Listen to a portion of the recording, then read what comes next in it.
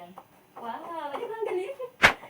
So, ayan guys, itong lagayan na to ng spoon and fork or pwede siya sa toothpaste and toothbrush. So, dito ko ilagay sa CR kasi nga, gusto ko siyang lagyan ng toothpaste and toothbrush.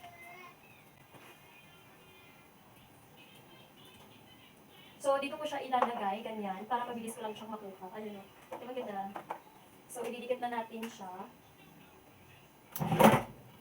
Yan.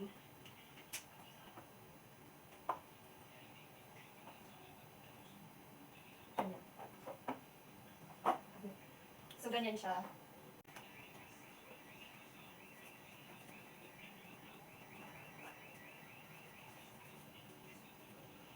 So, ayan, hindi na siya natatanggal. So, ilalagay na natin ito. Lagayan natin na. Ayan. Wow! Di ba ang galing? Lagay na natin yung toothbrush natin. And toothpaste.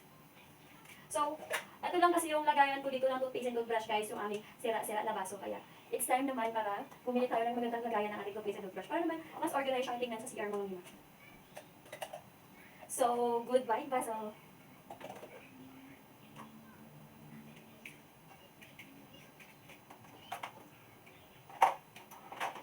Ayan. And then, yung toothpaste and toothbrush natin. So, ganun natin. So, ganyan. Diba? Mas safe na siya and grabe organized na siya. Hindi na nakikita yung ating toothpaste and toothbrush guys. So, kung gusto mo rin magkaroon ng ganito, lagayan. Ayan, 360 rotation siya guys. Kaya hindi ka po mahirapan dito sa pagbuha ng inyong mga toothpaste and toothbrush mga lima. Ilagay ko na dyan sa mga positive link. Check out kayo.